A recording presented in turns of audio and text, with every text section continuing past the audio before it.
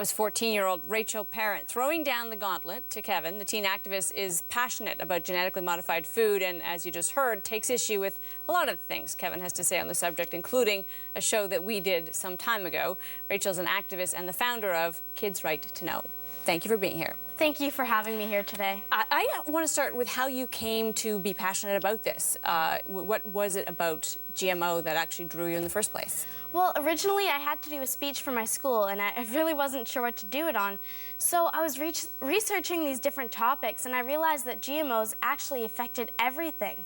So I decided to go with GMOs and researched it more and more, and then eventually I just got so into it protesting and got so into it I started doing speeches for other people. Who are the other people you're doing speeches for? I actually go to schools, and I also do speeches at protests and different conferences as well. Are your parents involved? Is it something that they supported, or was this something that you did all on your own?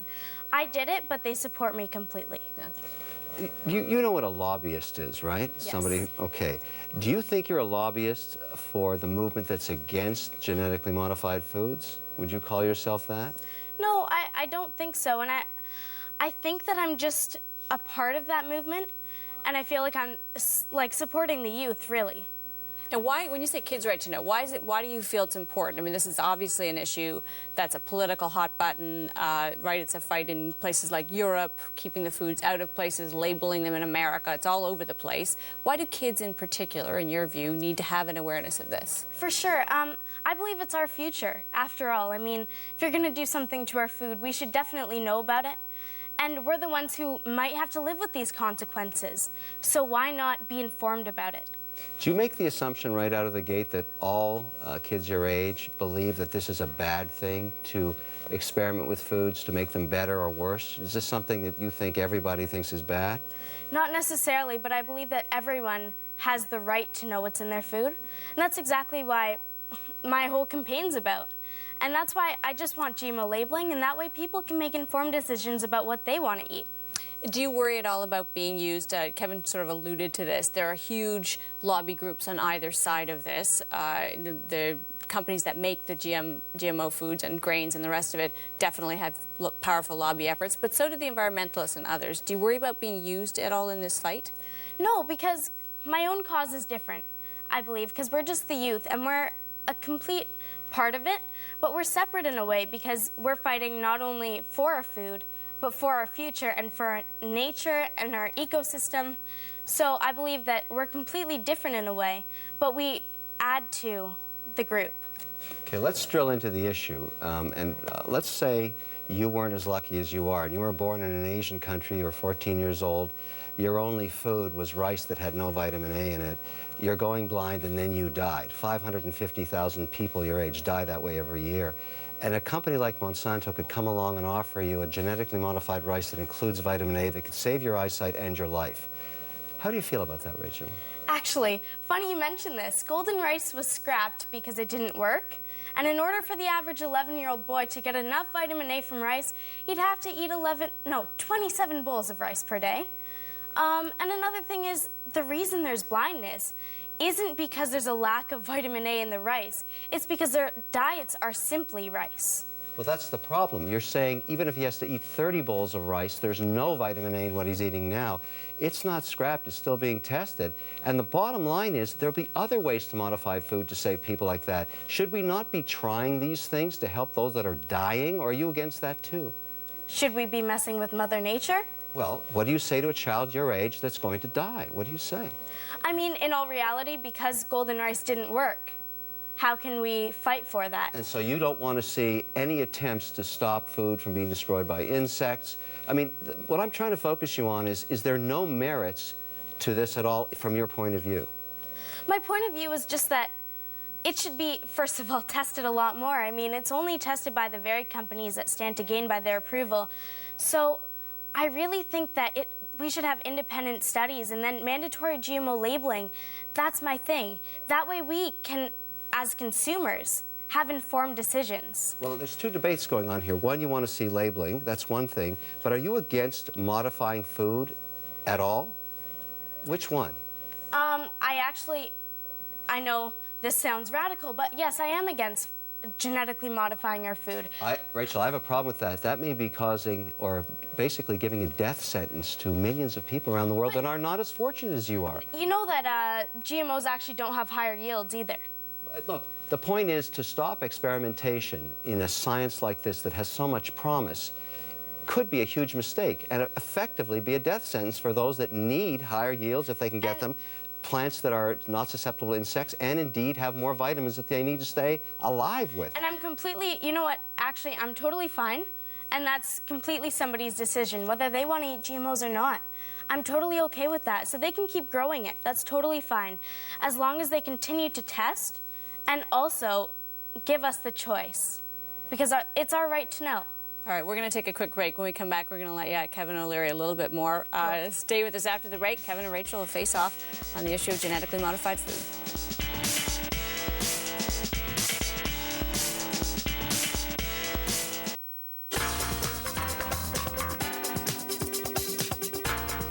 About 90% of all corn, cotton, and soy planted in the U.S. has been genetically modified. The use of these types of seeds around the world is widespread and growing.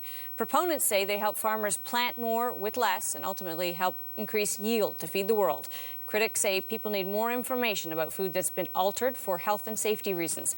Rachel Parent is a teen activist and founder of Kids Right to Know. Great to have you here. Thank you. I want to talk about sort of this fine distinction, and Kevin was raising this before, but is it an all or nothing question? Because we, throughout history, whether it's, the breeding of animals or, introducing things like hothouse tomatoes, we do change the way things are grown, and we even change their makeup, their color, the content of them. We just do it more slowly outside of a lab. Is there some room to improve things scientifically if we safety test them, if we actually go through the same kind of FDA studies you have to do with a drug? Well, I think a lot of people also confuse hybridization with GMOs. Yep. And just to clarify, GMOs, it's a genetically modified organism, and it's where they take the DNA from a species such as it can be like bacteria, virus, animal, or even from a plant, and they insert it into the DNA of another species to introduce a new trait. For instance, a common trait is pesticide producing. So they'll make the crops pesticide producing, but they haven't adequately tested, and Monsanto's longest study is 90 days. That really doesn't determine how long-term it's going to affect our health, the environment, and even our entire ecosystem.